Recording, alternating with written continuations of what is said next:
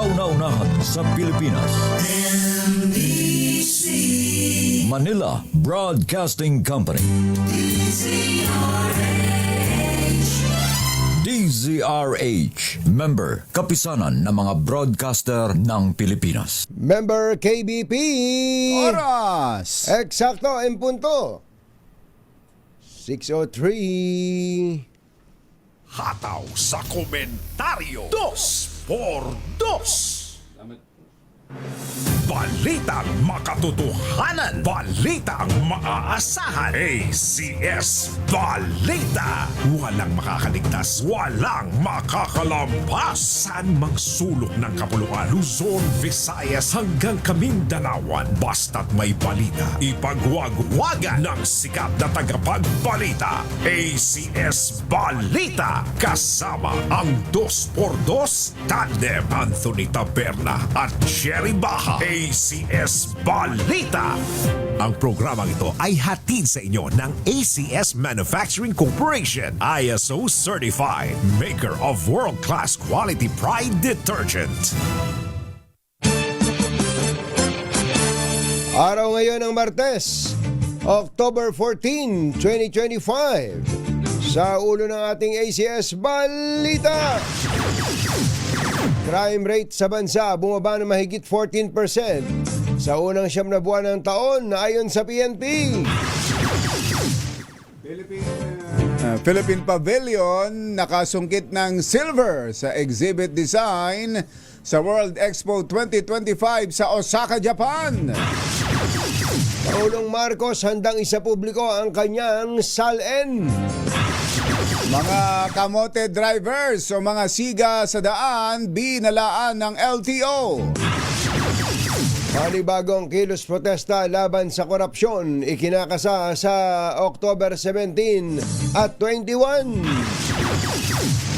At NIA, National Irrigation Administration, umalma sa kumakalat na misinformation kaugnay sa pagkamatay ng dati ditong empleyado na whistleblower sa kontrobersyal na irrigation project. Magandang umaga, Luzon, Visayas at Mindanao. Good morning, Philippines. Hello world. Kami po ang inyong mga tagapagbalita. Ito po si Jerry Baha. Ito po naman si Anthony Taberna. At ito ang ACS Balita. alas 6:06 ng umaga. Bumaba ng higit 14% ang focus crime sa bansa sa unang 9 na buwan ng taon. Ayon kay Police Brigadier General Randolph Fatuaño, tagapagsalita ng PNP, nakapagtala sila ng higit 27,000 na focus crimes mula January 1 hanggang October 9 ngayon taon. Ito ay mas mababa ng 14.34% sa naitalang higit 31,000 na bilang ng krimen sa katulad na panahon noong 2024. Ang focus crimes ay kinabibilangan ng murder, homicide, physical injury, rape, robbery, theft, carnapping ng motor at carnapping ng four wheels at iba pa. Ayon kay Tuanyo, ang number 1 na bumaba sa 8 focus crimes ay ang rape at robbery. Naselyohan ng Philippine Pavilion ang Silver Award for Design Exhibition sa World Expo 2025 sa Osaka, Japan. Ang naturang parangal na iginawad ng Bureau International de Exposition ay bilang pagkilala sa creativity and development na ipinamalas ng mga self-built pavilion sa naturang expo. Sa tala ng Tourism Promotions Board Philippines, ang Philippine Pavilion na may temang Nature, Culture and Community woven together for a better future ay nakakaakit ng higit 1.1 million visitors mula October 11. Ayon kay TPB Chief Operating Officer Maria Margarita Nograles, ang Philippine Pavilion ay simbolo ng pag-asa sa harap ng mga nagdaang kalamidad na tumama sa bansa. Samantala, nasungkit naman ng Poland Pavilion ang Gold Award habang Austria naman ang nakakuha ng Bronze. Laktiam Kong Chit Hun, 6:07 na umaga, Dr. Jessica D. Tanghali Hi, Doc. na. Handa si Pangulong Bongbong Marcos na buksan sa publiko ang kanyang Statement of Assets, Liabilities and Net Worth o SALN. Ayon kay Palace Press Officer Claire Castro, lahat ng miyembro ng Executive Department maging ang Pangulo ay susunod sa anumang direktiba mula sa Office of the Ombudsman hinggil sa pagsasapubliko ng naturang dokumento. Tiniyak ni Castro, tatalima ang Pangulo sa anumang hihilingin ng batas para labanan ng katiwalian sa pamahalaan. Ginawa ng palasyo ang pahayag kasunod ng nakaambang paglalabas sa araw na ito ng isang memorandum mula sa office ni Ombudsman Boying Remulla para alisin na ang mga restriction sa access sa SALN ng mga opisyal. Nagbabala ang bagong hepe ng Land Transportation Office na lumilingon sa tawag na Assistant Secretary Marcos Parin Lacanilaw sa mga motoristang siga sa daan. Meron palang palayaw si Kuya Eric. Marcos Parin Lacanilaw sa mga motoristang siga sa daan na kilala rin sa tawag na kamote drivers. Yan. Kamote ba? Yun doon ba galing ang kamote? Siga? Hindi, Parang hindi. Yung kamote, yung hindi na marunong Tanga, tanga. Yun ang tinatawag na kamote. Yun. Hindi yung siga. Yung siga, ano yun eh, abusado yun, arrogante yun. Yung kamote, hindi niya alam. Tanga lang talaga. Hindi niya alam na mali yung ginagawa niya. Pero drive siya ng drive o motor siya ng motor. Yun, Ayon kay Marcos Parin Lacanilaw, mahigpit nilang ipatutupad ang mga batas trapiko Diba? at sisiguruhin mapapanagot ang mga violators alinsunod sa direktiba ni Pangulong Bongbong Marcos. Ginawa ni Lacanilaw ang babala kasunod ng hinaing ng mga pedestrian na hindi nakakatawid ng maayos dahil sa mga pasaway na motoristang bigong sumunod sa traffic rules. Samantala, Aba? hinimok din ni... Trabaho pala ng LTO ngayon yun. Kaya nga eh. Baka dumami ng empleyado ng LTO ngayon. Kaya nga eh. Samantala, hinimok din ni Marcos Parin Lacanilaw ang publiko na agad na isumbong sa ahensya ang mga pasaway na driver, gayon din ang mga bulok na sistema at modus tulad ng mga fixer. Aba? Yan ho yung produkto ng mga nabigyan ng lisensya na hindi dapat bigyan. Kasi hindi nila naiintindihan na dapat silang huminto dun sa pedestrian. Magiging mahigpit po tayo dyan. Kasi dapat nilang tandaan na galangin nila yung pedestrian. Pag nasa abroad nga tayo, talagang obligado hinto lahat. Sila masyadong siga eh. Kaya yung mga siga-siga muna po ngayon talagang tumabi muna sila. Kasi malinaw po ang direktiba ng ating Pangulo na wala pong mga ganyan. Talagang pahigpitan ang mga dapat higpitan. Ayan. Ganun naman pala. Si Asek Marcos Parin Lacanilaw. Alas 6:11 na ng umaga, naimbag gabigat kada kayo amin na po, agring kayon, gising na. Magkakasa ng panibagong malawakang protesta ang iba't ibang grupo laban sa katiwalian sa bansa sa October 17 at 21. Bukod pa ito sa naunang inanunsyong rally sa November 30 o Bonifacio Day. Pakarami naman. Ito ng parehong grupo. Lalo ba kayong trabaho? O kaya hindi niyo ba gustong ma-enjoy ang mga oras niyo with your family? Kailan yan? October 17, Friday. saka 21, Martes. Tuesday. May pasok yun, ha? May pasok, ha? Oo. Baka naman marami na sila ipon. Baka naman. Baka magulat kayo dyan, may mga congressman at senador na sumali dyan. Itigil lang katiwalian, sabi nila. Magulat na lang kayo. Baka magulat kayo. Ay, nako. Sa inilabas na pahayag ng Kilusang Bayan, layo ng panibagong malawakang protesta na ipanawagan at igiit ang pananagutan ng mga sangkot sa flood control scandal. Oras natin, Engineer Tony Nanggel, Aba. 6:12. 6:12 ng umaga. Binabulaanan ng National Irrigation Administration ang umano'y kumakalat na misinformation kaugnay ng pagkamatay ng whistleblower at dating NIA staff na si Nero Kyle Antatico. Sa Facebook post ni Attorney Bagani Lieses, kapatid ni Antatico, Sinabi nitong pinaslang ang kanyang kapatid matapos ibulgar ang irregularidad sa 75 million pesos irrigation project ng NIA. Ngunit paglilinaw ng NIA, ang kinukwestyong proyekto ay ipinatupad noong Duterte administration sa ilalim pa ng supervisyon ni dating NIA Administrator Engineer Ricardo Bisaya at Regional Director General Bisaya, ano? Oo, si General Bisaya ito, General ano? Bisaya, At Regional Director Engineer Constancio Banaay. Matagal na pala yan. Oo. Ba't iniuugnay pa sa ngayon? Ang Kaya tagal na nga, ng project na yan. Iginit ng NIA na walang koneksyon ang kasalukuyang management sa umano'y project irregularities na pinatutungkulan sa naturang social media post. Bagamat na malungkot na trahedya ang pagkamatay ni Antatico, nanindigan ang NIA na wala itong beripikadong ugnayan sa anumang corruption expose sa NIA. Naniniwala ang institusyon na ang pinakakalat na narrative online ay politically motivated, misleading at pambibintang lamang sa kasalukuyang administrasyon. Patawag mo nga si NIA Administrator Loris Guillen. Loris Guillen. Hindi, director yun eh. Director si di ba Loris- director nga hinahanap natin? Administrator ang tawag mo. Administrador pala. Si, si NIA Administrator Eddie Guillen. Para mas maintindihan natin yan. Pero nakikiramay tayo dun sa matapang pala yung bata pa 40 years old lang, ano? Oo. Yung So whistleblower. binabanggit ba ng kapatid dahil do sa expose? Parang, Kaya na inambush. parang ganun, parang ganun. Dahil sa expose. Yun nga sinasabi natin diyan sa NIA talaga sa matagal na panahon. Oo. Marami tayong naririnig na Naku, mga nung, kabulastugan din diyan. Nung araw pa. Kaya nga nung panahon ni Secretary Babe Singson, nung bawasan ang budget sa mga projects, diyan nagpuntahan. Nagtakbuhan yung mga Sa NIA. kontraktor. Oo. Totoo. Nabalitaan Talaga. din natin yan. Susunod! Dito boy!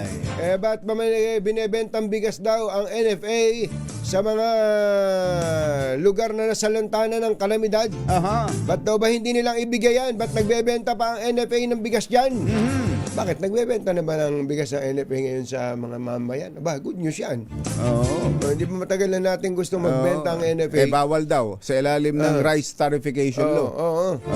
Bakit ang NFA rice ang ibinebenta?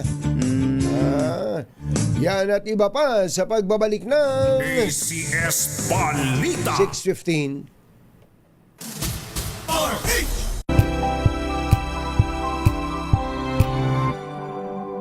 Walang balitang makakaligtas, walang balitang makakalampas, saan mang sulok ng kapuluan. ACS Balita! ACS Balita! Ang programang ito ay hatid sa iyo ng ACS Manufacturing Corporation, ISO Certified, maker ng world-class quality Pride Detergent. Hi! Maganda morning! Ano bang araw today, kumbachero? Today is Laundry Day, Pride Day. Yuhu! At pag Laundry Day, Friday, all you need is Pride washing machine detergent. May triple stain away formula kaya tanggalang makapit, madikit, malupit na dumit man siya kaya easy ang labada. Kaya pala mula noon hanggang ngayon, all you need is Pride. All you need is Pride. ACS. Kasama ang 2x2 tandem Anthony Taberna at Jerry Baja. ACS Balita.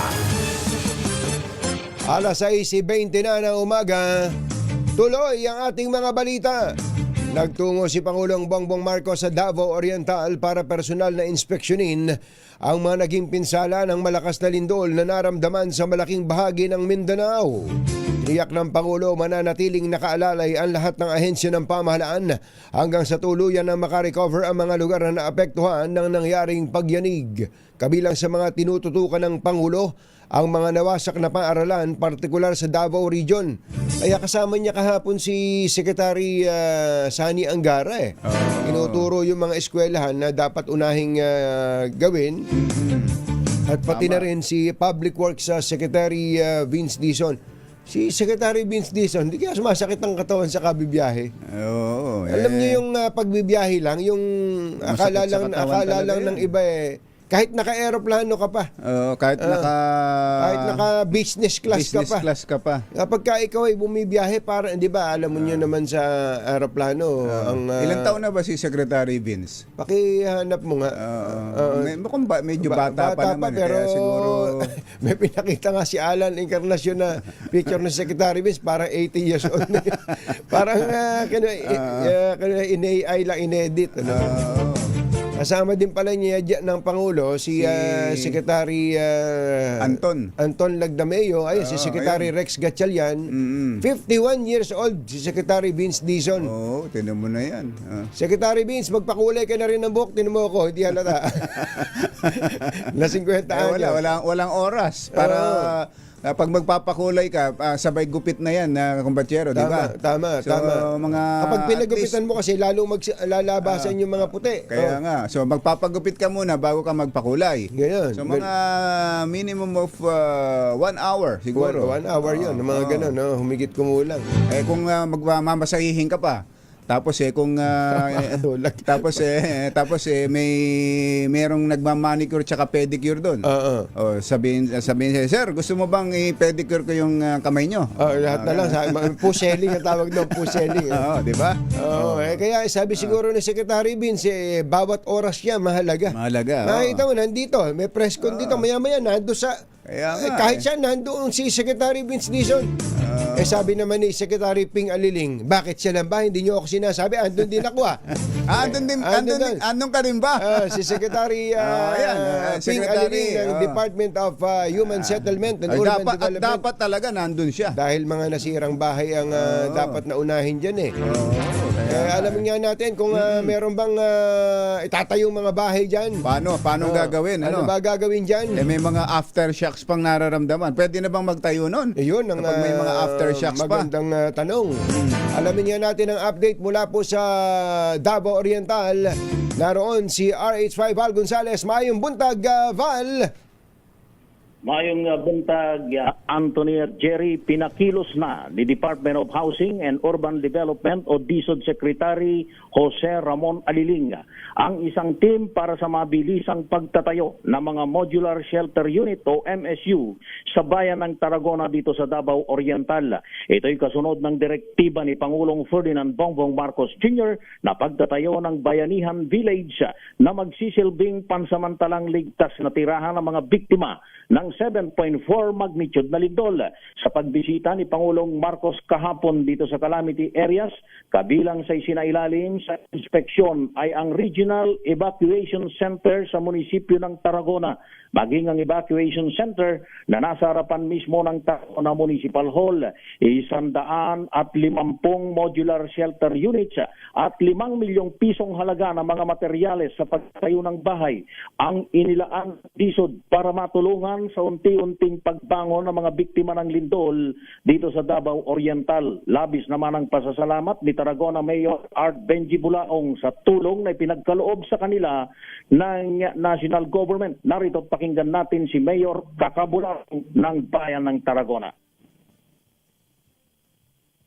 Pasalamatan po ang ating national government, ating provincial government at saka lahat po ng private individuals and entities na tulong-tulong pong tulungan po yung munisipyo ng Tarragona. I would like to sincerely extend our warmest gratitude in behalf of the people of Tarragona. And of course, I would like I'm praying, please continue to help us because I'm not sure if we can sustain the food requirement and other requirements of our evacuees in our area of responsibility. Sana po marinig niyo po ang aming panawagan na sana po wag niyo sana po kami pabayaan sa munisipyo po ng Tarragona. Una nang nagbigay si PBBM ng 158 million pesos na ganang cash assistance sa 10 mga munisipyo at isang lungsod dito sa Davao Region, kabilang na ang 10 milyong piso para sa Davao Oriental Provincial Capital. Talagang dinala ni Presidente pala yung gabinete niya dyan, ano?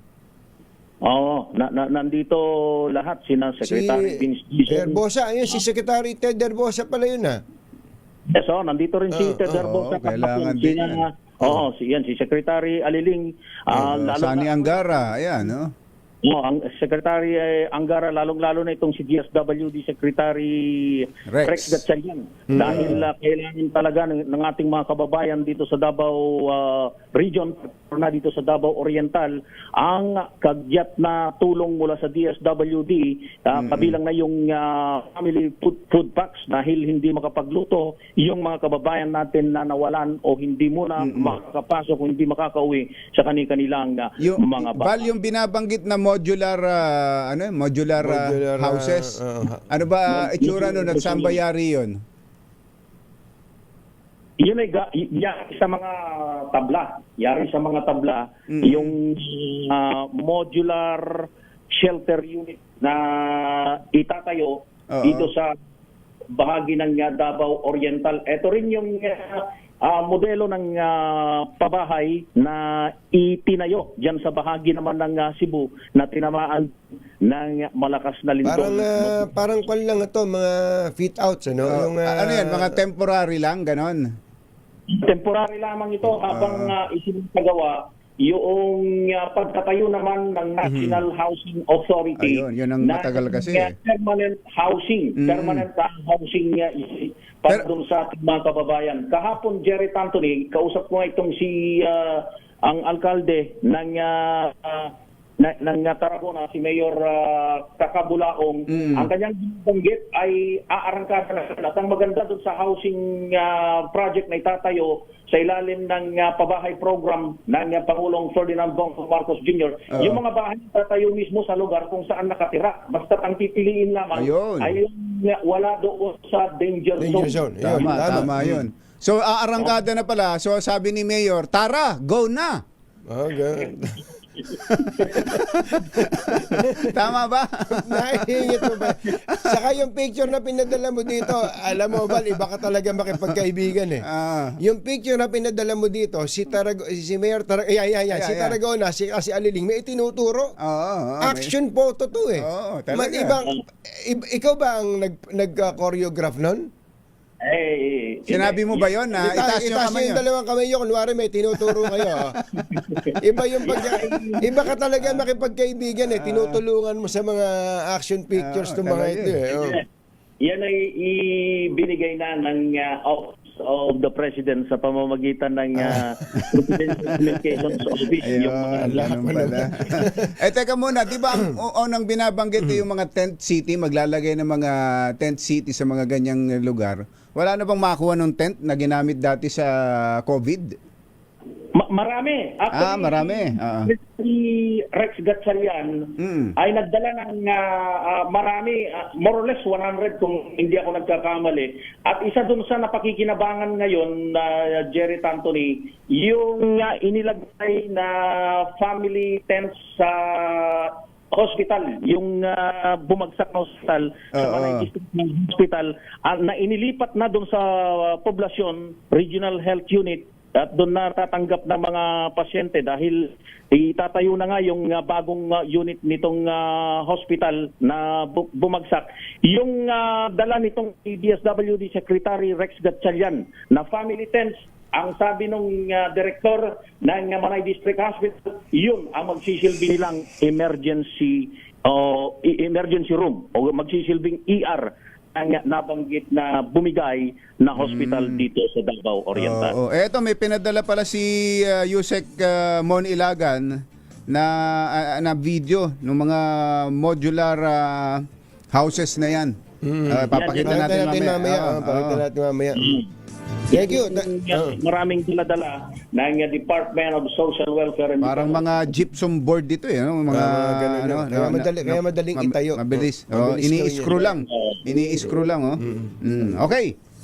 Thank you. Wala rin sa Mati City, dito sa Davao Oriental. Kasama ko pa rin si Nitoy Lozada ng Love Radio Davao. Ako si Val Gonzalez, DZRH, una sa Pilipinas, una sa Pilipino. Maraming salamat, Val. Ingat kayo dyan. Nagatid sa kabuuan ng ating ACS Balita. Ito po si Anthony Taberna. Ito po si Jerry Baha.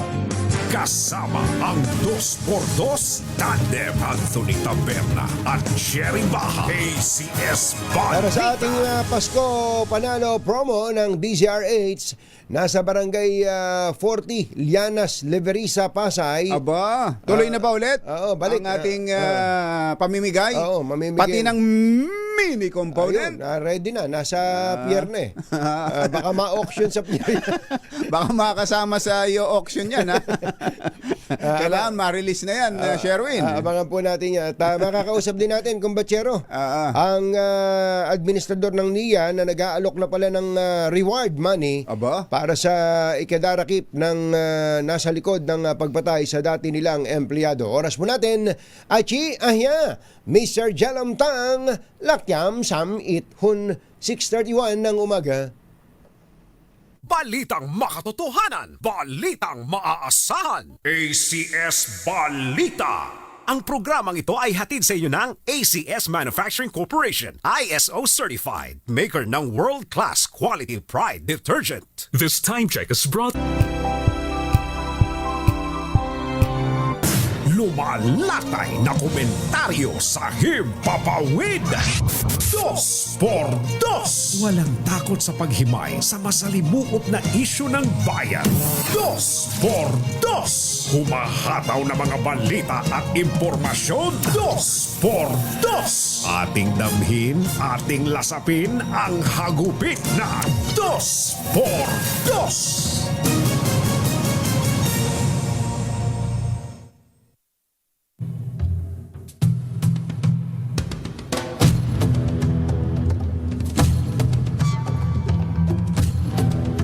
Tinanggap ni dating House Speaker at Leyte 1st District Representative Martin Romualdez ang imbitasyon ng Independent Commission for Infrastructure o ICI na humarap sa hearing na itinakda mamayang alas 10 ng umaga ng ICI.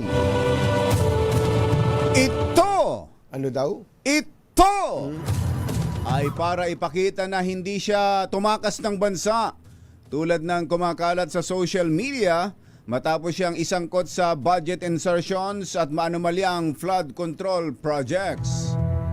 Bukod kay Romualdez, inaasahan din ang pagdalo ni Budget Secretary Amina Pangandaman at iba nitong opisyal sa DBM habang walang katiyakan kung makararating si dating House Appropriations Committee Chairman Zaldico. Nagbabala ang ICC na dudulog ito sa korte sakaling hindi sumipot sa hearing si Ko para patawan ito ng contempt at posibleng pagpapalabas ng arrest warrant laban sa dating mambabatas. Isyu ng bayan, ng katotohanan. 2x2. At maitim ang balak, magtago ka na. 2x2. Si Jerry at si Anthony, narito na. 2x2. Hahataw ng todo, urado ka. 2x2. Ang katotohanan, dala nila. 2x2. Walang sinasamba pali, maniwala ka. 2x2. Hataw ng gusto, tol, umasa ka. 2x2. 2x2. Hi. Maganda morning.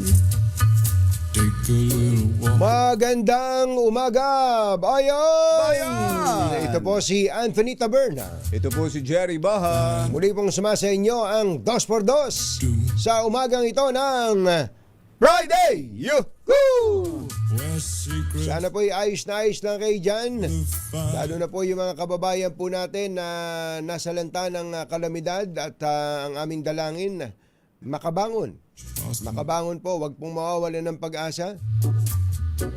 Sabi nga kumbatsero walang pagsubok na ibibigay sa atin na hindi natin kakayanin. Dagdagan lang po natin ang ating mga pananalangin dahil Ayun, meron yun ang pong importante. aalala sa atin mga kababayan. Hindi na muna tayo magpapatumpik-tumpik pa dahil baka tayo maiwanan. May lakad yata siya kumbatsero. Nasa linya po natin si National Irrigation Administration Chief Engineer Eddie Gillian, Administrator. Magandang morning! Si Katunying po at saka si Ka Jerry. Hello, admin. Magandang umaga po. Ayun. Katunyeng, Ka Jerry. Magandang umaga po sa ating morning lahat. po. Opo, Administrator, diretsuhin na po namin itong may kinalaman sa pagpaslang sa dati po ninyong empleyado, si Nero Kyle Antatico. Meron daw po kayong ino-offer na reward money? Opo, actually sumulat po kami sa PNP at nagpapatulong din tayo sa NBI para po sana ay sa maagang pagkaresolba po ng kaso na ito. Kasi alam niyo po, ang totoo, si Kyle ay anak din ng dating empleyado ng NIA. Yung nanay at tatay niya ay naging empleyado rin po sa NIA. Kaya kami po ay nakikiramay dito sa nangyari kay Kyle. Ito pong si Kyle pala ay dating yung researcher sa NIA.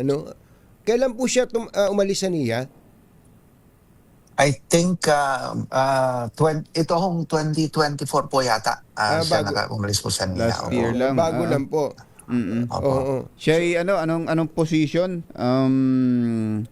Research analyst, senior research analyst. Admin, Opo, dito ho sa region. Blue Division natin. Opo, sa region. Sa region. Region. So meron kayong ino-offer na reward. Magkano po 'yon, admin? Ang napagkaisahan po ng mga sa atin sa NIA is 100,000 po na ipon-ipon ng ating mga empleyado. Opo. So ito po'y patak-patak ng mga empleyado ng NIA. Opo, meron po kasing maganda po kasi ang association ng employees po ng NIA. Kaya nagtulong-tulong po yung mga empleyado po para matulungan ng pamilya at of course makapagbigay tayo ng reward para sa maagang pagkaresolba po ng kaso ni Kyle. Oo. May binabanggit po na ito'y whistleblower. Ano ho bang kwento dito kay Kyle, admin? Ano ba yung ikinukwento, ibinulgar niya tungkol sa NIA? Actually po, ito yung mga projects na yung maging project. Nadatnan po, actually bidded po ito noong 2020 and 2022. So yung pag-prepare ng bid, pagpabid ay dinatnan na po natin. So may mga allegation po doon na allegation niya at tayo naman ay nagpa-investiga naman po kaagad noon at tinignan natin kung ano yung mga issues ni Kyle. Opo. Sa Cagayan de Oro po yung project na yon? Lanao del Sur po. Lanao del Sur. Lanao del Sur. Okay. Pero meron ho bang anomalya yung project? Sa inyong investigation? Nung pinatignan po, ito po ay na-bidded and implemented, ginawa po ng program of work ng previous administration. Opo. At ito yung nirereklamo nga ni Kyle. Pinatignan naman po natin, sa unang report, yung mga naunang report po sa atin noon ay okay naman po yung dalawang project po kasi ito Maliban po doon sa isa, nagkaroon po kasi ng damage nga naman noong 2023, typhoon damage. Okay. Unfortunately, yung 2023 po, wala pong QRF ang NIA. Wala po kaming quick response fund para sa mga typhoon damages. Nagsimula lamang po ang QRF ng NIA ng 2024. So, hindi naayos kaagad pero nung nagkaroon po kami ng pondo, na-prepare naman na po ito. Actually, lumang po ito matagal na po project po ito. At gumagana po ngayon, sir, yung project na yan ay maayos naman po ngayon. So wala hong problema, kasi nasabay sa issue ng mga ghost o mga substandard flood control projects. Hindi ho ganun. Above board po yung project. 75 million tama ba, admin? 75 million. Yes. 75 million to Opo, okay. Yes, tama po. In fairness naman po sa past administration, okay naman po yung, sa tingin namin, yung mga naunang project natin. In fact, nakausap ko nga po si former NIA administrator Visaya, General Visaya. At sabi ko po, okay naman po yung project. Maganda naman pagkakagawa ka po. Kasi sa kanilang administration po nangyari ito eh. Mm-mm. Kaya medyo unfair nga yung accusation sa atin na ngayon, ano po, dahil hindi naman kami ang nag-implement, nagpabid ng project. Oo. Kaya medyo nasaktan din po ang NIA. Kaya lang, hindi ko tayo sumasagot sa social media na ngayon. Kasi una, naging empleyado natin si Kyle. Pangalawa, naging empleyado rin ng NIA yung tatay at nanay niya. So, kami po ay nakikiisa naman sa pagdadalamhati sa kanila. Oo. Pero ito po ba ay anong naging parte ng kasalukuyang pangasiwaan ninyo sa NIA dun sa project na tinutukoy? Bale, tayo na po ang yung nasira po na project. Ang pagkakalam po, kami na po ang nagpaayos nung sa typhoon damage dahil typhoon damage naman po. So, pinaayos po ng ating administration yun. Ano? In fact, yung report po, yung total report po ng project ay maibibigay po sa atin hanggang bukas siguro. Ano po? At magbibigyan namin kayo ng feedback once na nakuha po namin. But yung mga nauna, kasi nung habang nag-report si Kyle ay pinapa-investigahan naman po namin. So far yung mga sinasabi niyo po niya mga issues ay natutugon na naman po natin. Ano po? Sa nabanggit niyo social media, yung pong social media post ng Artikulo Pilipino, nakita niyo po ba to? Na yun daw po kasalukuyang regional director ng NIA ang siyang pumirma ng project completion papers nitong pinag-uusapan natin, nito lang August 25, kahit na hindi naman daw po kumpleto yung proyekto. Pakiklaro nyo nga po yon. Yes, pinatignan po natin ito ay hindi naman wala namang katibayan yun, ano po. At isa pa, mahigpit po ang NIA pagdating sa ganitong mga projects, ano po. Ang kaibahan ng NIA sa pagpapa-implement namin ng project ay kasama po namin talaga yung Irrigators Association. Ano, in fact, 70% ng labor force dapat manggagaling talaga sa Irrigators Association natin. At sila po mismo ang nag-i-inspect, sila po ang kasama, sila po ang nag-accept ang IAs namin. Hindi po ang NIA po. Yan po ang kaibahan natin, ano po. Yung Irrigators Association, ito yung mga magsasaka, para klaruhin lang ninyo. Yes, ito po yung mga end users ng project. So, ang sistema po kasi ng NIA, sir, is that sa pirmahan pa lang ng kontrata, nandyan na po yung Irrigators Association natin. Tapos meron kami tinatawag na pre-construction conference. Ina-explain sa kanila yung project, pati yung MAO, pati yung municipal engineer para alam nila kung ano yung trabaho. Tapos sa pag-i-implement ng trabaho, sila po ang kasama doon sa trabaho. Hindi ho po pwede na hindi kasama yung Irrigators Association. Kasi sila rin po ang kasama doon sa inspection at sa acceptance ng project. Wala pong project ang NIA po na nababayaran na walang acceptance ang Irrigators Association. So itong proyekto na to ay finished, completed, accepted dahil kasama kanyo IA, at nabayaran na po ba ito ng kompleto, Administrator? Ang hindi ko lang po alam yung sa repair, ano po, kung nabayaran na po ng buo ito. Pero yung mga naunang projects po, tingnan ko lang yung report sa akin, ano po, yung naunang project ay completed siya ng April 2021 po April 13, 2021. Ano po, 2021 pa pala talaga. So nabayaran na yan.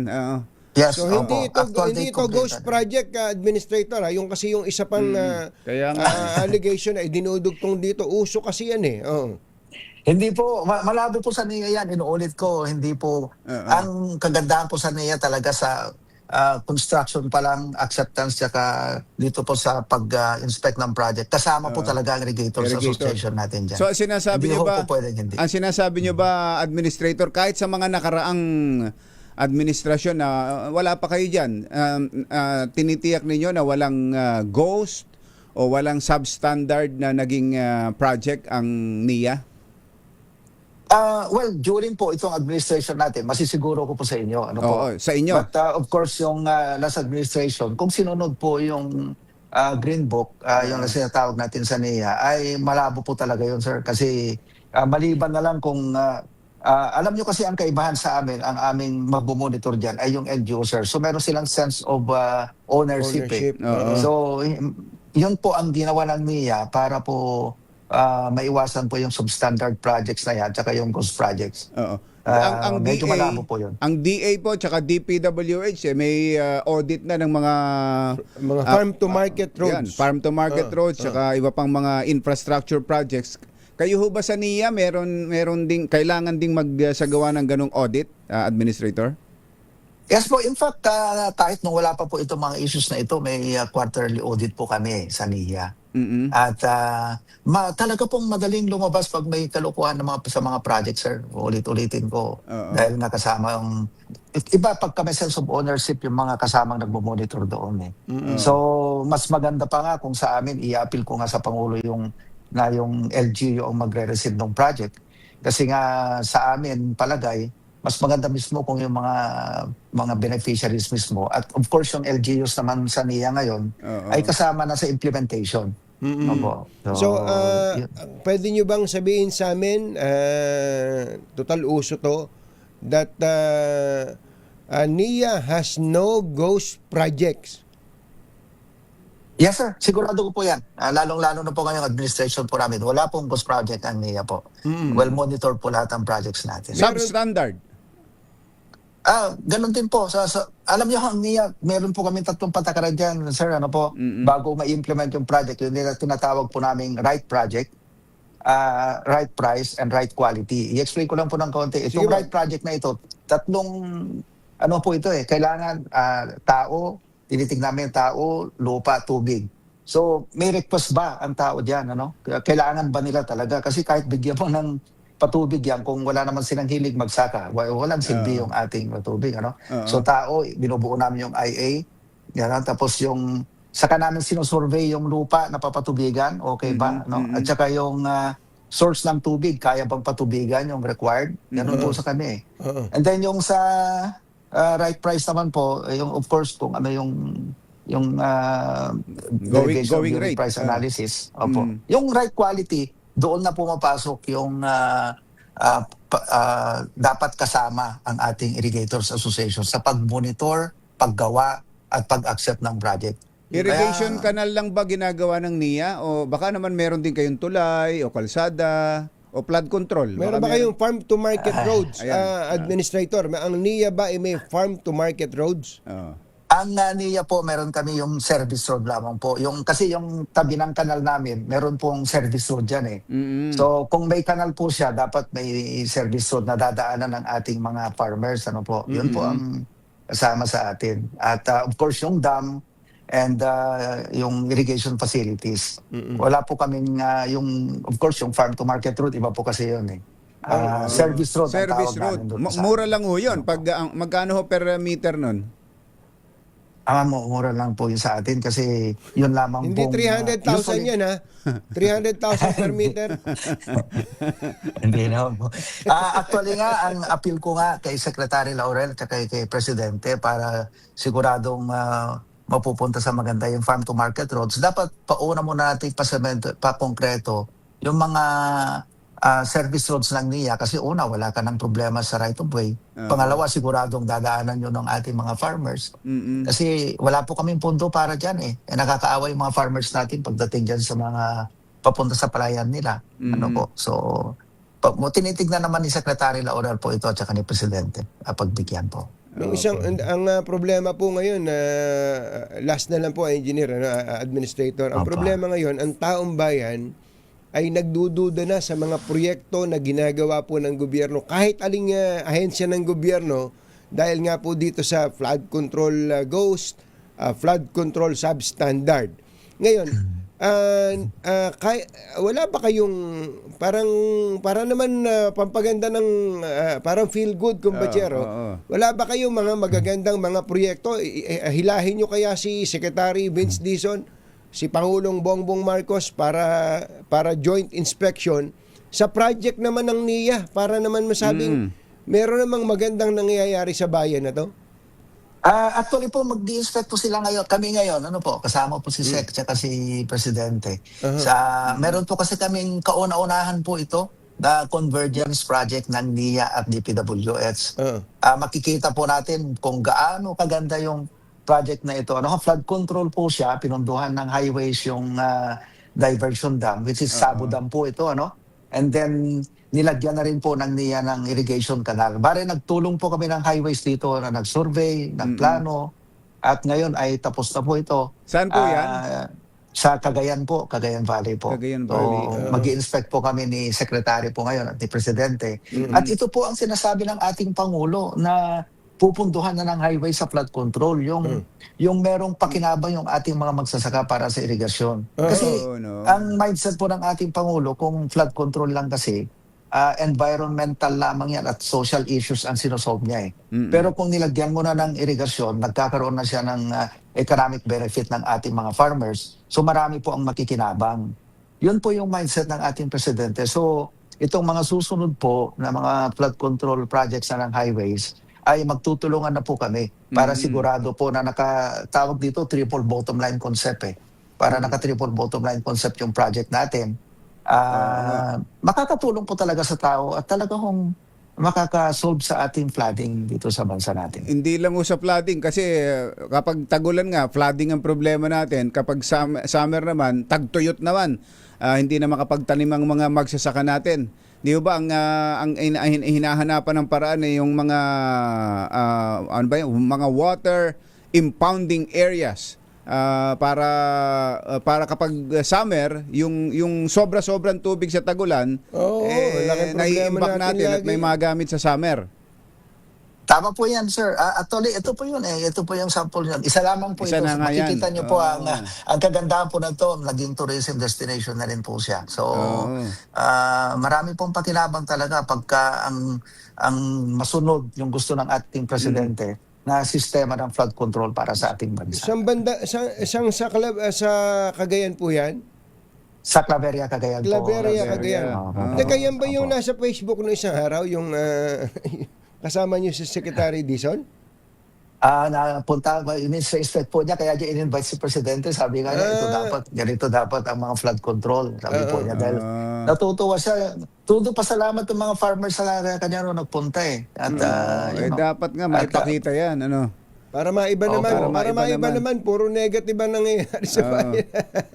Biruin niyo yung may irrigate ng project na ginawa dito ay nasa 3,200 hectares. Hectares, tingnan na. At pakinabang na farmers, almost 3,000 din.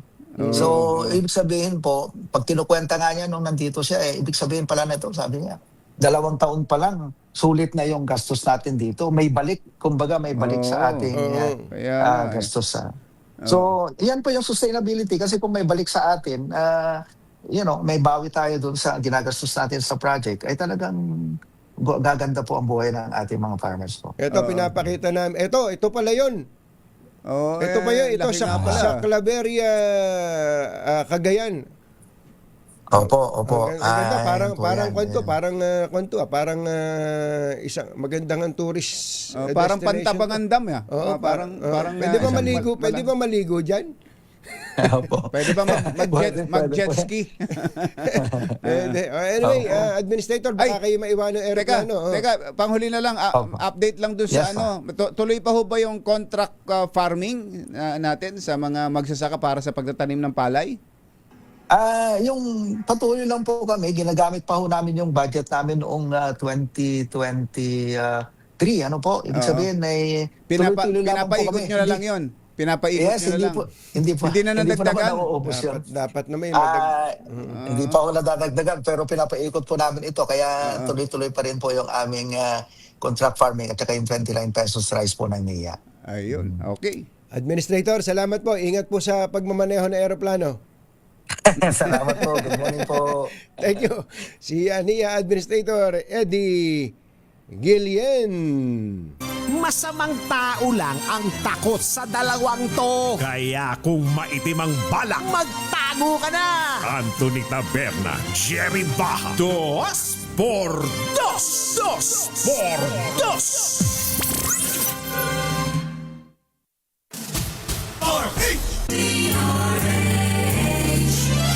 DZRH, member, kapisanan ng mga broadcaster ng Pilipinas. Member KBP.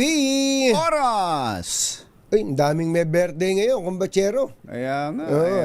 Siguro, magbawas tayo. Bawas tayo ng Magbawas konti. tayo ng konti. Si dating Executive Secretary Bingbong Mijaldea, birthday ngayon. dating ES, ES. Mijaldea. Oo, at magandang umaga rin kay Kuyang Eric Divina Gracia na galing na galing. Oo. Galing na galing siya kay NIA Administrator Eddie Guillen dahil sa 3-in-1 daw yung project lagi sa NIA ni Administrator Guillen. Parang kape. Oo. May irrigation may flood control pa, may power generation pa. Oo, ibang klase, ano? Kuyang Bong Cuevas, magandang morning. Ay, eto Oy, pala. nasan ba si Kuyang Bong Cuevas? Sa Palayan? Sa Palayan. Sabi niya, kung pwede, magawa ang mga additional canals para ma-maximize ang Aulo Dam. Yun, yung sa Aulo Palayan. Dam. Baka, sige, palagyan natin ang kanal yan. natin. Mabutit, naalala ni Kuya Bong, yung Aulo Dam. Nakalimutan ko na yan. Nakalimutan na. Kuya Bong, baka naman na. Baka naman. At si Customs Commissioner Ariel Nepomuceno, sabi niya, tama, si NIA Admin Guillen, ang solusyon sa baha ay solusyon din sa tagtuyot, mga dam. Yan ang dapat talaga. Magaling yan si Admin Guillen, marangal at magaling na opisyal. Ang daming mga fans nito si Guillen. Ano kaya yan? Kinausap na ni Kinausap Admin? niyo na ba yan? Bago ang interview. Happy 63rd birthday kay Antonio Eduardo Carandang Apale. Ayan, Apale. 63rd birthday, Sir Antonio Eduardo Carandang Apale from CJ, Uri, MJ, Job, Ivy, and Bree. Ayan, happy birthday. At si Kuya Wilson Cayago, kumbatsero. birthday din pala ni Kuya Wilson. Kuya Wilson Cayago, Owan ng Moriones. Happy birthday ng Maynila, buong Maynila. Buong Maynila, sa Moriones nakatira.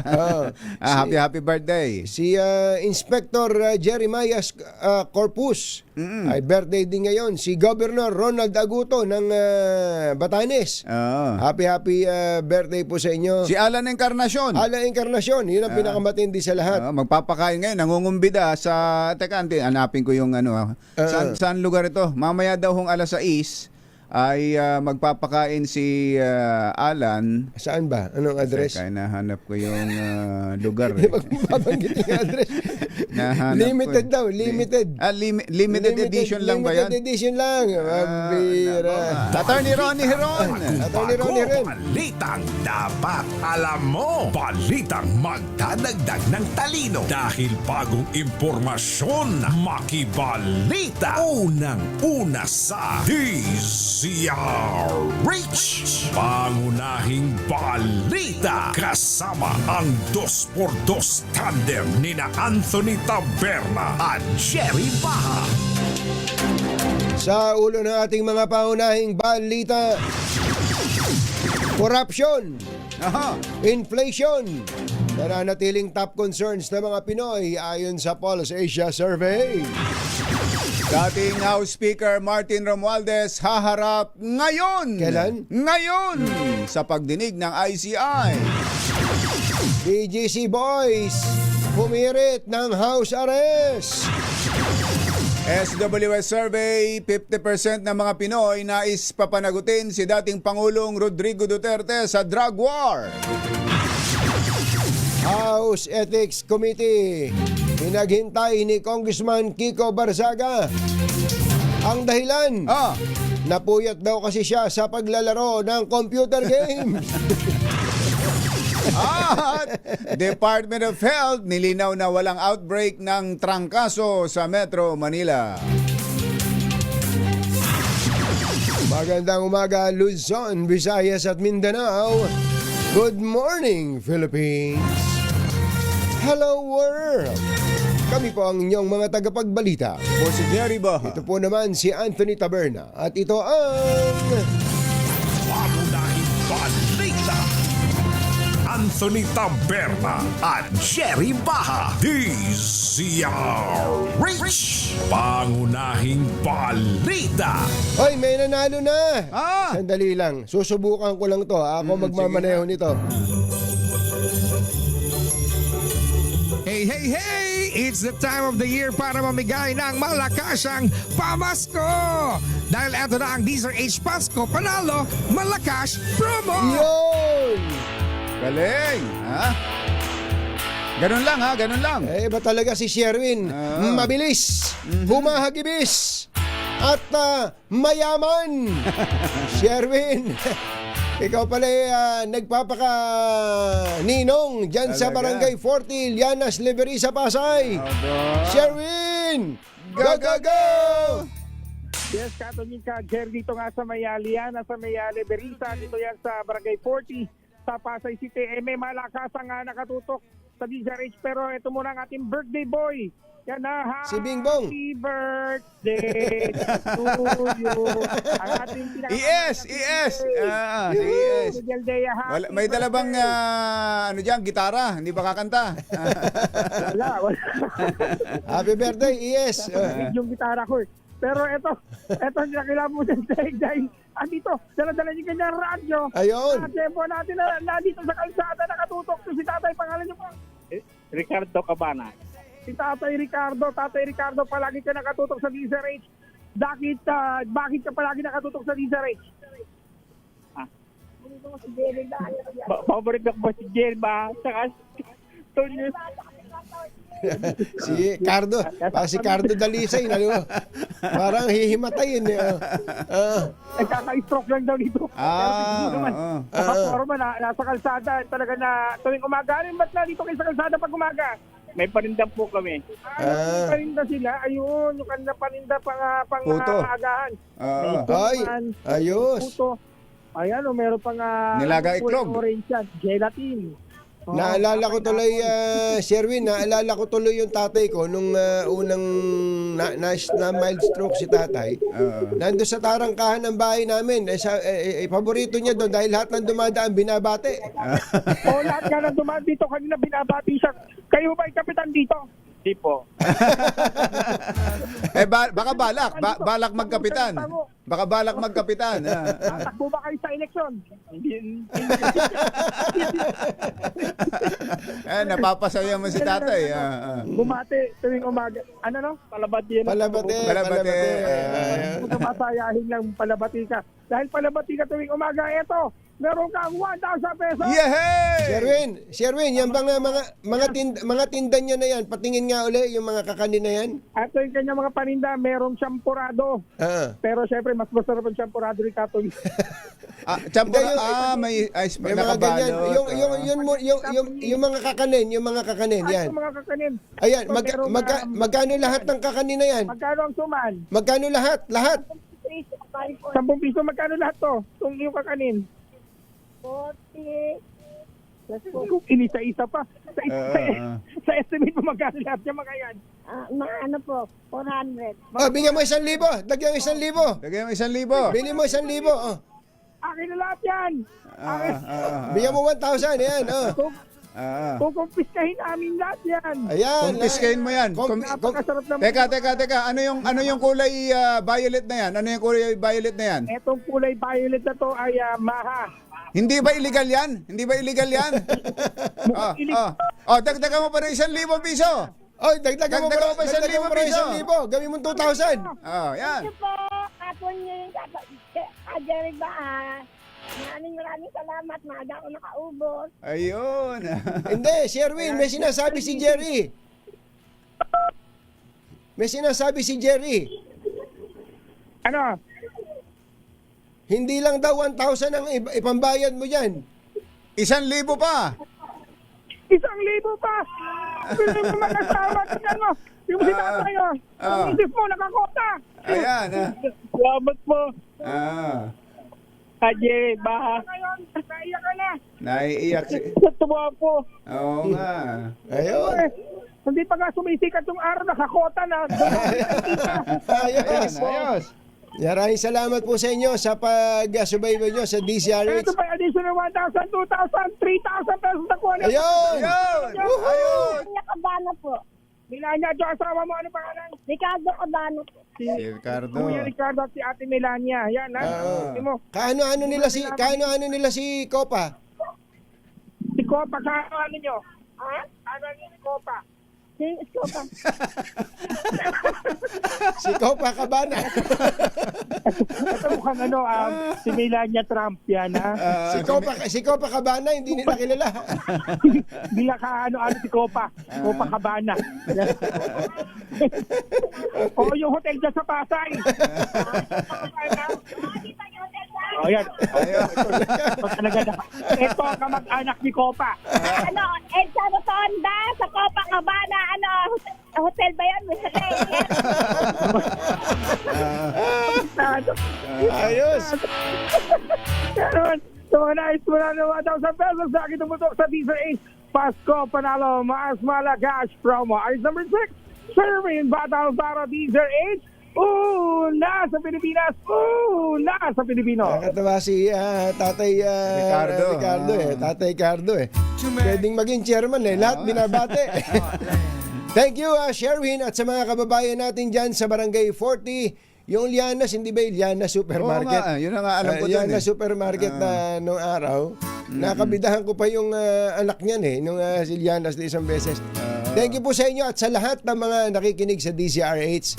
Maraming salamat po sa inyo. Jerry Baja at Anthony Taberna sa 2x2 sa DZRH. Standby lang Edniel Parosa at ang mga nagbabagang balita sa pagbabalik ng Pangunahing balik. 7:14 ng umaga. Ang oras ay hatid sa Reach! Pangunahing balita. Alas 7:19 na ng umaga. Nananatili pa ring top national concerns ng mga Pilipino ang pagkontrol sa presyo at paglaban sa katiwalian. Sa survey ng Pulse Asia, 54% ang nagsabing nababahala sila sa inflation. Mas mababa ito kaysa sa 62% na naitala noong Hunyo. Tumaas naman sa 51% mula sa nakaraan 24%. Ang nagsabing top national concern ang paglaban sa katiwalian sa pamahalaan. Tinan mo na kumbachero, nung just recently bago itong huling survey ng Pulse Asia, 24% lang ang nagsasabing concern nila yung corruption. Ngayon, dahil sa namulat na tayong lahat, na inumpisahan to ng Pangulong Bongbong Marcos. Siya po mismo, kahit natatamaan po yung administrasyon niya rito, kung sino, umangat po ang kamalayan ng bayan. 51% na po ang mga nagsasabi na so from 24%, from 24 na doble, mahigit. Ang naturang pagdaas ay kasunod ng mga lumutang na anomalya sa flood control projects at iba pang proyektong pang-infrastruktura ng gobyerno. Samantala, kabilang din sa iba pang urgent concerns ng mga Pilipino ang aumento sa sahod ng mga manggagawa, paglaban sa krimen, kahirapan, illegal na droga at paglikha ng karagdagang trabaho. Samantala, mayorya sa mga Pilipino ang nais naman na papanagutin si dating Pangulong Rodrigo Duterte sa mga nangyaring patayan sa ilalim ng kanyang administrasyon. Batay sa survey na sinagawa ng Social Weather Stations noong September, 50% ang sang-ayon na dapat na managot si dating Pangulong Digong sa drug war death. Pinakamataas sa Visayas na mayroong 54%, sinundan ng Metro Manila na may 53% at rest of Luzon na may 52%. Samantala 32% naman ang hindi sang-ayon na papanagutin ang dating Pangulo, 16% ang undecided at 4% naman ang nagsabing wala siyang sapat na kaalaman para magbigay ng opinyon. Una rito, pinaburan ng International Criminal Court ang hirit ng hindi pinaburan ng International Criminal Court ang hirit ng kampo ng dating Pangulo na interim release dahil sa manoy medical concerns ng dating Pangulo.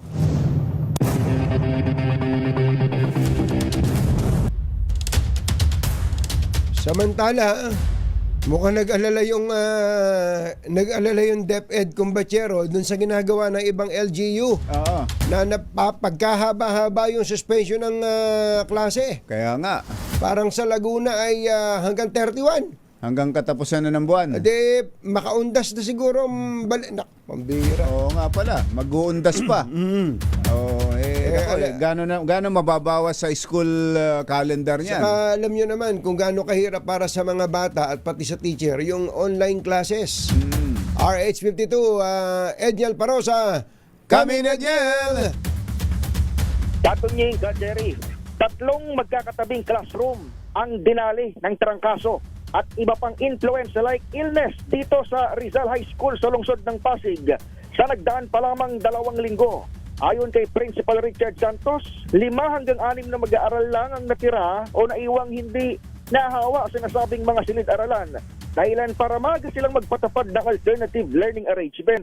Ibig sabihin, bago pa pala ipatupad ng DepEd NCR itong health break mula kahapon hanggang ngayong Martes, nagkansila na ng face-to-face classes ang Rizal High School ng ilang araw. Sa tala, buong Setyembre umabot sa 686 na estudyante ang tinamaan ng sakit sa isa sa mga pinakamalalaking high school sa Metro Manila. May populasyon itong 12,000 at lahat ng mga ito damay sa health break na utos ngayon panibago ng DepEd NCR.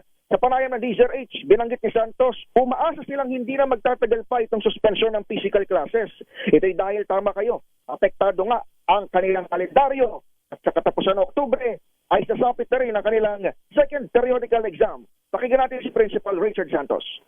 Nakaplat na siya dun sa peak, so inaasahan namin na parang bababa na siya.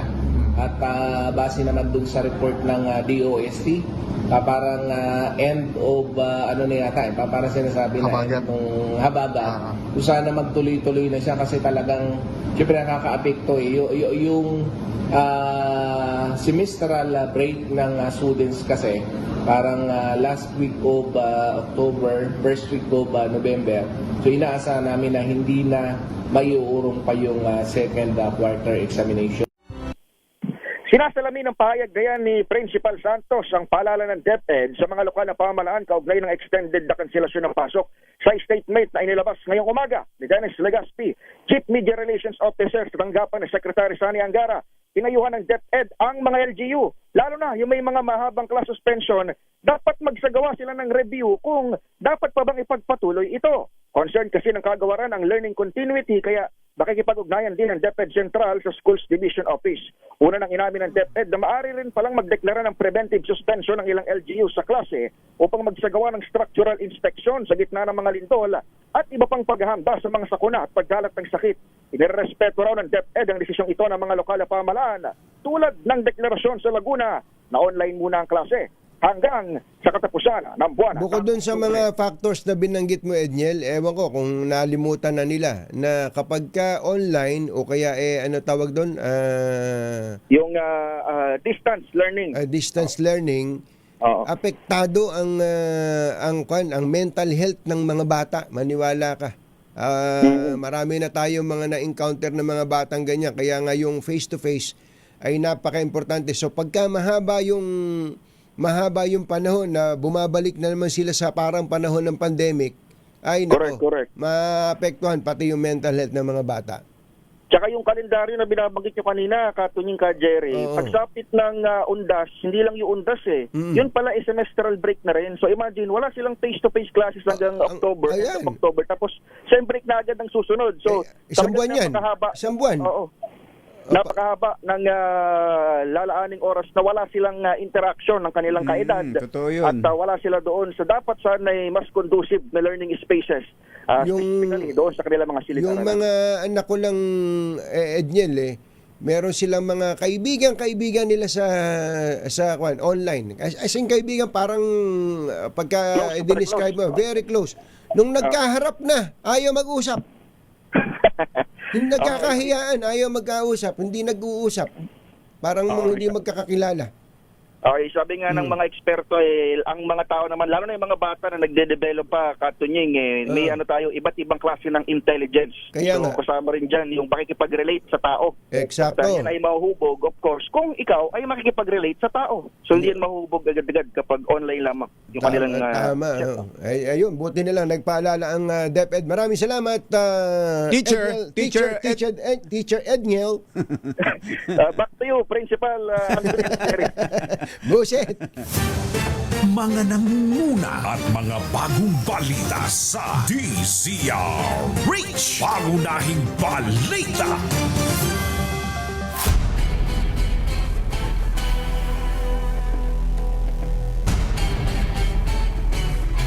Kausapin natin ang Executive Director At siya ring tagapagsalita ng Independent Commission for Infrastructure o ICI, si Attorney Brian Hosaka, Executive Director. Magandang morning. Si Katunying po at saka si Ka Jerry. Good morning po, Katunying. Good morning po, Ka Jerry, at sa mga nanonood po ng inyong programa. Meron pala kayong malaking bisita ngayon. Si dating House Speaker Martin Romualdez. Nag-confirm na po ba? Yes po, darating po si former Speaker Romualdez at 10 a.m. But bago po yan, meron din pong mga DBM officials led by Secretary Pangandaman who are coming over po kasi naimbita rin po namin sila as resource persons po. So dalawa po ang magiging hearing po namin this morning. So as resource persons, not as possible respondent sa anumang kaso? Wala po. Ang ginagawa po kasi ngayon ng ICI Katunying is that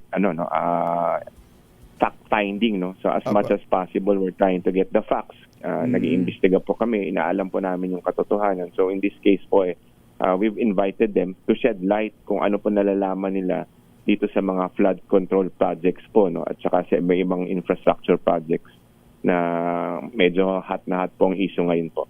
So yan po yung magiging hearing po namin this morning. Lahat po ba, attorney, ganun ang pagtrato o pagtingin ninyo na sila lahat resource persons kahit na sa mga nakaraang hearing ng House o ng Senate nabansagan na at parang sa mata ng publiko parang may mga kasalanan na yung ilang mga personalities? Ganun po, no? In the sense na we call them resource persons pero hindi naman po limitado yung aming magiging rekomendasyon po sa ombudsman or any other prosecutorial agency na sila ay maging tawag po namin ay persons who may be responsible, no. Gaya po nung pinail po namin sa ombudsman, naglista po kami ng mga tao, mga opisyal po na maaaring maging sangkot dito po sa possible crimes na pwedeng maisampa ng ombudsman sa Sandigan Bayan. But in the meantime po, while we're getting we're doing the investigation, nag-iimbestiga po kami, tinatawag lang muna namin po silang resource persons. So meron parang po ba to? Parang patingi-tingi muna, are you filing separate cases against different individuals? Kontending, no? Kahapon we had a press conference when pinaliwanag po namin sa media dito po sa ICI na kung gaano po kalawak yung hinaharap po ng ICI na imbestigahin, no? Initial data coming from the DPWH. Yung kanilang inventaryo po nasa mga 238,000 infrastructure projects. Tapos nag-verify po nila to, no? Napaliit po nila to 8,000 with regard to yung mga flood control projects lang. Yes. So nung binerify pa ho further nila yan, initially validated at based on initial field investigation, lumate pa ho to 421 ghost projects. Kaya po suspected pa ho to, suspected ghost projects. Kumbaga po nagzi-zero in po kami Katunying, Jerry, dahil so sobrang lawak ng tinitignan namin. Mahirap po kung wala po tayong methodology na tinatawag, no. So we're being deliberate dito, methodologic, kumbaga may method na po kami on how to make things faster para po mapabilis yung aming trabaho. So nagzi-zero in po kami ngayon dito sa so-called or suspected 421 ghost projects. Ay, mabuti sinabi niyo yan. Yan po yung, actually po, Attorney Brian, nung mga nakarang araw pa, sabi namin, sa lawak ng problema, lawak ng katiwalian, dami naman ng proyekto, tama, kailangan meron muna sigurong isang focus, you zero in on flood control ghost projects muna. At may mapusasan muna sa flood control sa ghost projects, and then susunod naman yung substandard at dahil mas mahaba bakbakan doon. Dahil kung ghost projects po, hindi po ba it is easier to determine po yan at makita kung sino ang accountable and responsible?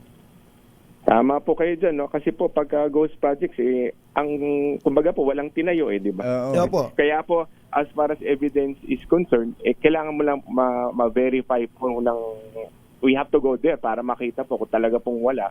And we have to prepare the necessary affidavits or testimonies of those who went there at talagang in-inspection yung site. In that case po, mapapadali po at mapapabilis yung aming mga referrals to the Ombudsman dahil napasimple po eh. Ito po yung tinatawag nating low-hanging fruits. No? Madali pong ma-prove. But at the same time po, hindi lang po yan, no? Kasi po, kumbaga, titignan pa rin ho natin yung mga dokumentong involved dyan sa projects na. Like for example, bid docs. Sa bidding process po, baka may violation din dyan, no? Doon pa lang. Iba naman po yun, no? So, comprehensive pong gagawin natin with regard to these ghost projects also sa aming referral. That kailangan po namin tignan ano pa po yung pwede natin isampal ng mga kaso against these mga individuals na to, no? From there po, dahan-dahan po nating machichip yung malaking task na hinaharap ng ICI. And hopefully po, meron po tayong kahit papano mapanagot ng mga proponents, so to speak, na naririnig po natin kung meron po tayong ebidensya na makukuha. Limitado po ba ang ICI sa recommendation sa mga kasong ipa-file o pati ho dun sa mga properties, ari-arian na dapat na i-recover abot ninyo yun? Pwede rin kayong gumawa nun? Kasama po yun, may mga recommendation din po kami sa AMLC, sa mga BIR po. But sila po ngayon ang gumagawa niyan with regard po sa mga tax evasion cases. BIR pong gumagawa niyan sa pag-freeze po ng mga assets po ng suspected mga individuals. AMLC po yan, no? But in yung na-explain po namin kahapon, napaliwanag namin sa tao po sa media kahapon, ito po ang focus namin ngayon. Importante po kasi may focus kami para meron po kaming mabilis na mga magagawa na achievements po dito sa ICI, no? Dahil isa po yan sa mandato ng number one po yan mag-file po ng recommendation sa ombudsman for eventual filing by the ombudsman to the Sandigan Bayan. Baga parang ang taong bayan talaga, to exaggerate, Attorney Brian, ay naghahanap ng dugo. Naghahanap ng dugo. Gustong may masampulan agad-agad yung may nakakulong, yung nakitang nasa likod ng rehas na bakal. Sabi nga, para po maipakita ng gobyerno, kasama na po siguro yung ICI, na seryoso po kayo sa inyo pong ginagawang paghahabol sa mga tiwalis na bayan. Actually, totoo po yan, no? Kami rin naman po dito sa ICI, we are biased. Bias po kami against corruption. Ayaw po namin yung mga nangyaring ganito. Sana po hindi maulit. Ngayon, maganda po yung sinabi ni General Azurin kahapon na hinihikayat po niya ang Crown Bayan na kahit papaano maging patient, to still trust the system. Kasi po meron pa po tayong rule of law. So, kumbaga, pinaparaphrase ko na lang po siya. But darating po tayo dyan. We're working hard po na mapanagot ng mga taong to, but we still have to follow the rule of law. Meaning po may mga batas tayo, may mga proseso pa tayong susundan. Ang proseso po nakikita namin dito is from the ICI, we will file sa ombudsman. Pagka eventually po ma-review na nila to, they will file the necessary criminal cases or complaints, sa Sandigan Bayan. Ngayon po, pagka nandun na po sa korte, yan na po magkakaroon ng mga warrant of arrest. Yan na po yung magiging proseso. Meron hong mga naiinip hindi makapaghintay. Dati nung napapanood sa Senate o sa House, parang kapag napasigaw sila ng napamura at minumura yung mga involved, parang nare-release yung galit. Pero ngayong wala nang napapanood, attorney, lumalakas tamang duda.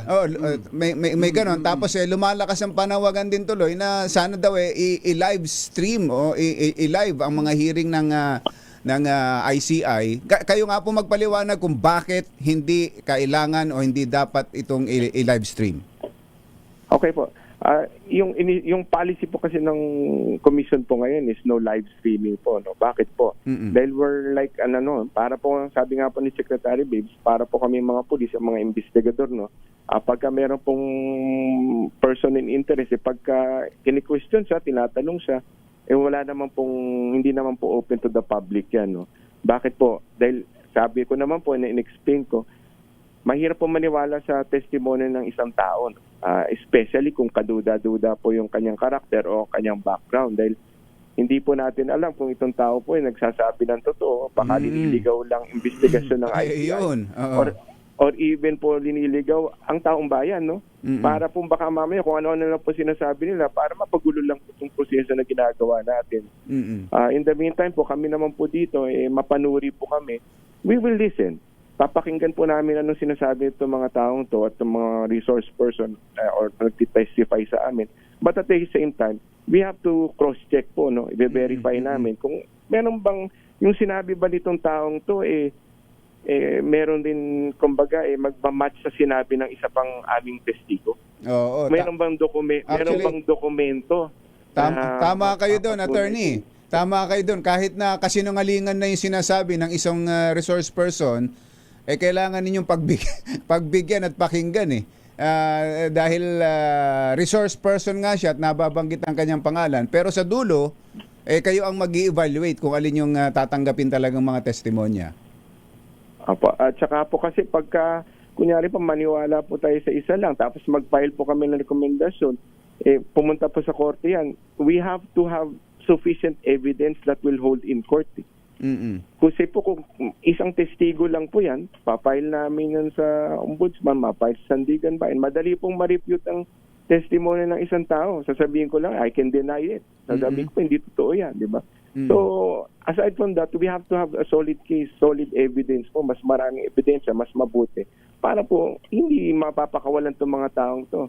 Madali naman po mag-file ng kaso mamam ng complaint. Pero, as we go up the ladder po, pahirap ng pahirap, no? Right now po, yung mga ghost projects na yan, those would be, yun po, may mga ebidensya talaga, may mga documentary evidence. But sabi po ninyo, yung mga gusto ng taong bayan, alam naman po namin yun, no?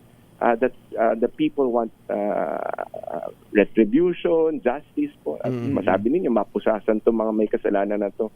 Para po magawa yun, kailangan po natin solid na ebidensya. Sa kabilang banda po, Attorney Osaka, yung nag-uusap nga kami ni Jerry kahapon Halimbawa, yung loko-lokong involved naman talaga na naimbitan nyo dyan sa ICI. Kunwari, naka-live stream na to, ano? Naka-live stream. Yun namang mga tao yun, sasabihin nila, tell all na ako, tell all.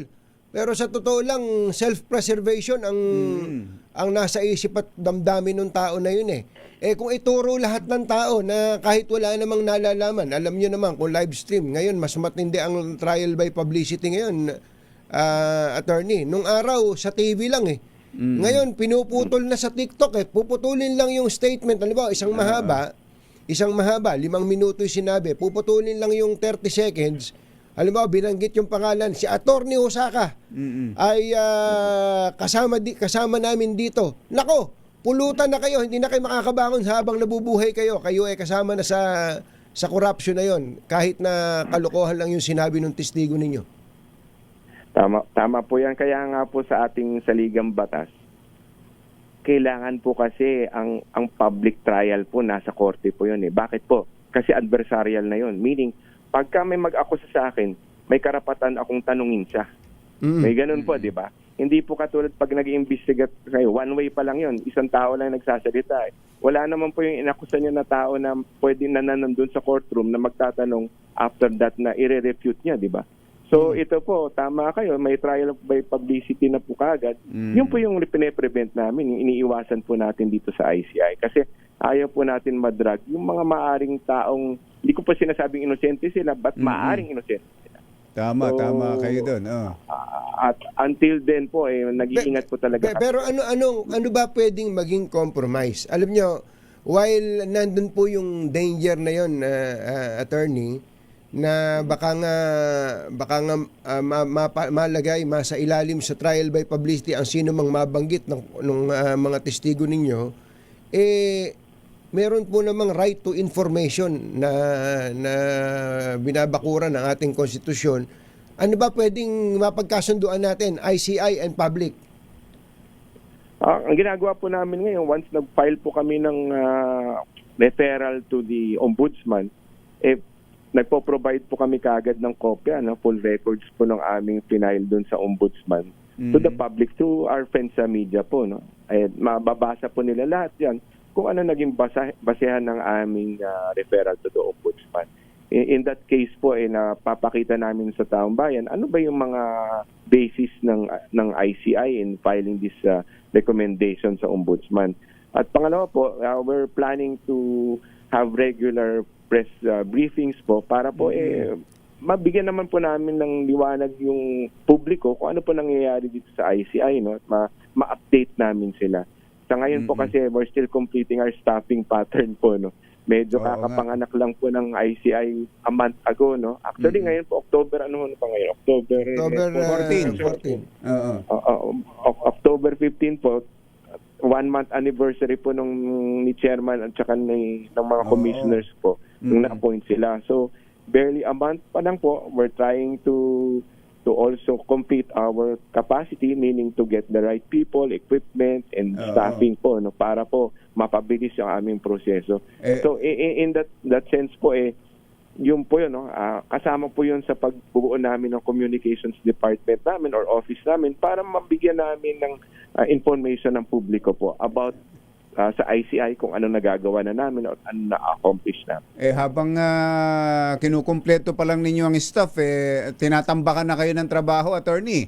Bukod sa flood control, ghost, substandard, farm to market roads, at kung ano-ano pang mga kailangan daw na isama na raw sa investigasyon ninyo Nasa naman po yun, nasa EO 94 po kasi nakalagay po infrastructure, not just limited to flood control projects. Yun pala.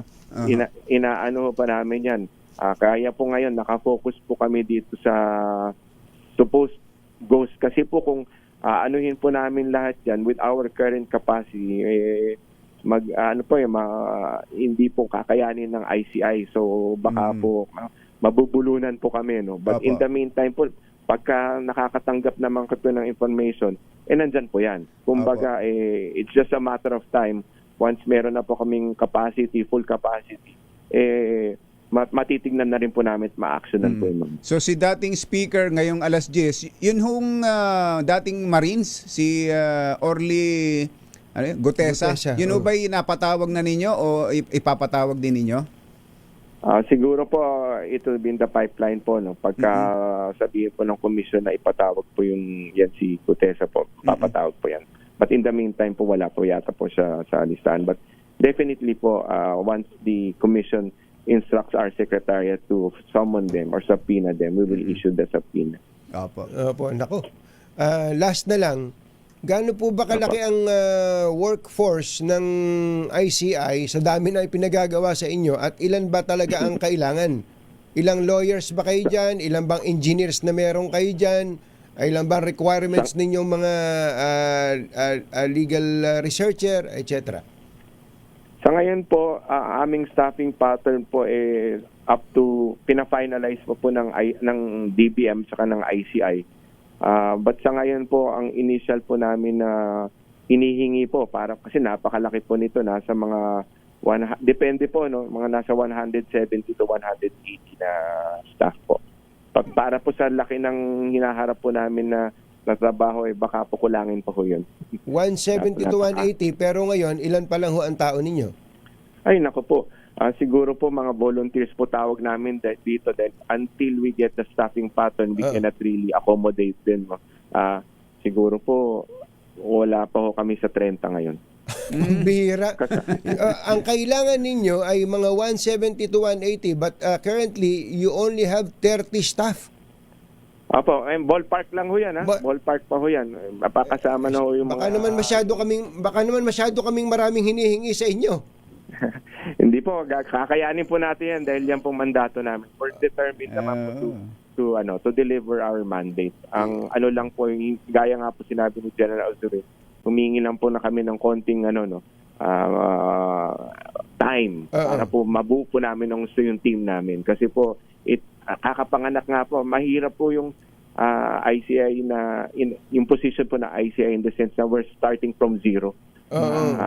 Unlike po yung mga ibang mga agencies na nag-iimbestiga rin po ngayon, kompleto na po sila. No? Kompleto na. In fact, meron na po ng sistema. Katulad po ng DOJ, NBI, and meron na po sila mga tao dyan. Unlike po kami, we're started from zero. So, kapapanganak nyo, tapos yung mga members ng ICI, puro mga senior citizen, mga kailangan pa ng tulog niyan. Hindi naman bumabata yung mga iyan. Opo. Katoning, Jerry, sabi ko nga po although hindi po kami nagko-complain, no, parang analogy ko is kakapanganak lang ng ICI, kailangan na naming mag-marathon.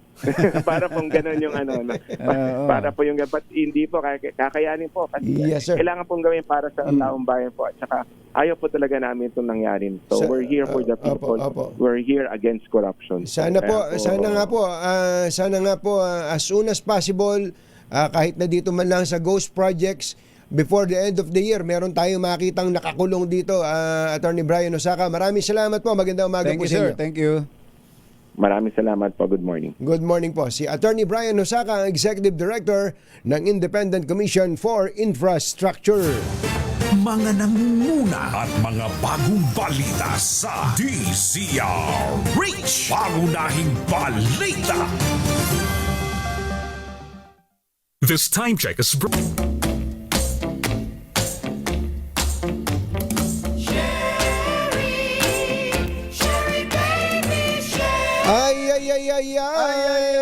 Oy, ang Canada pala ngayon ay nagsa-celebrate kumbatsero ng Canada Thanksgiving. Happy Canada Thanksgiving, sabi ni Professor Alex Barros at ng mga Filipinos all over Canada. Ayan. Napakarami niyan. Sana okay lang kayo dyan. Naghihigpit daw ang Canada, especially sa mga... Ang mga Canadian, naghihigpit? Yung mga working visa kumbatsero, yung ba, mga estudyante lang din. Parang sa Australia. Dahil nga lumaganap ngayon yung pagiging makabayan. Biglang naging makabayan ang mga Canadian, ang mga Australiano. Sinimulan ni Donald Trump. Trump yan Donald Trump, sabi nila, kami magtatrabaho sa aming mga sariling bansa. Sige, maglinis ka ng kasillas. Hindi pwede. Tsaka tinan mo, yung si President Donald Trump nag-tweet nung isang araw tungkol sa tariff sa China. Bagsak ang lahat ng stock market, ang US stock market, ang lahat, kumbatsero, ang crypto, ang laki ng ibinagsak. Tapos sa sumunod na araw, nga pala, okay lang pala. Binawi. Ayun, unti-unti umakit na ulit ngayon ng stock market. Parang pinaglalaroan lang tayo ni Donald Trump. Dahil lang sa mga tweet niya. Dahil sa mga, hindi, totoo naman yun. Kaya, nako. Napaka-volatile po ng stock market. Kaya yung mga nag-i-invest sa stock market, kaya nga tawag po dyan, portfolio investment. Correct. Ibig sabihin ng portfolio, pwedeng bitbitin. Portfolio. Kaya mabuti pa siguro, magpalit na lang tayo ng bubong ng bahay. Buti na lang, may bubong na maaasahan. Gawa sa state-of-the-art technology. May aluminum na. May pintura pa. Now available na rin sa pre-painted tiles pan. Para sa eleganting bubong na matibay na, makulay pa, mag-Cherylum pre-painted ka na! Humahataw sa komentaryo 2x2. Si Ka Annabel Tapalya, televise yan! Televise yan, sabi ni Ka Annabel. Actually, yung daw hearing ng ICI. Kung tayo talaga ang masusunod, gusto nating lahat yun Gusto po nating ma-live. Gusto nating may pinanggigigilan tayo. May pinanggigigilan pag nakakakuha tayo ng impormasyon. Di ba, Ka Romy Karandang ng DBP? Subok na matibay. Subok na matatag. Gustong-gusto po natin, lamang po mga kababayan, lamang ay may mga risk talaga. Oo, talaga. Isipin mo, doon lang kumbatsero na naisip ko nga rin.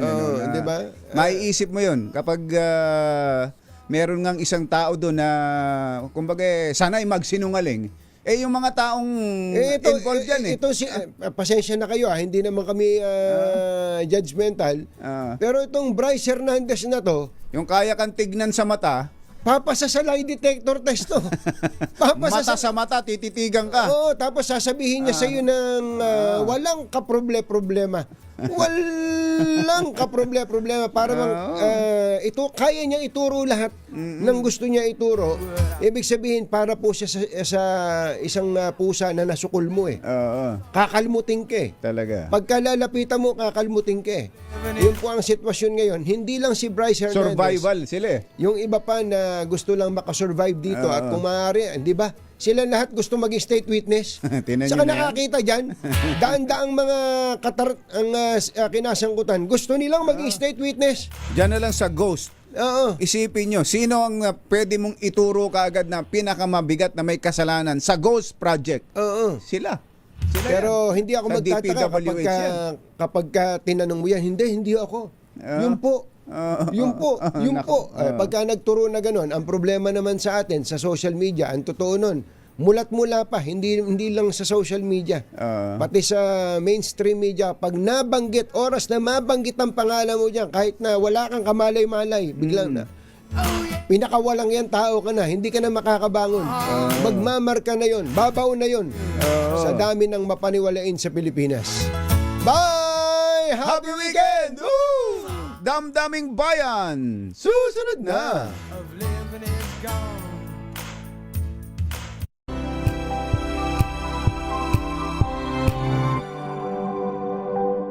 Sa loob ng 86 na taon, DZR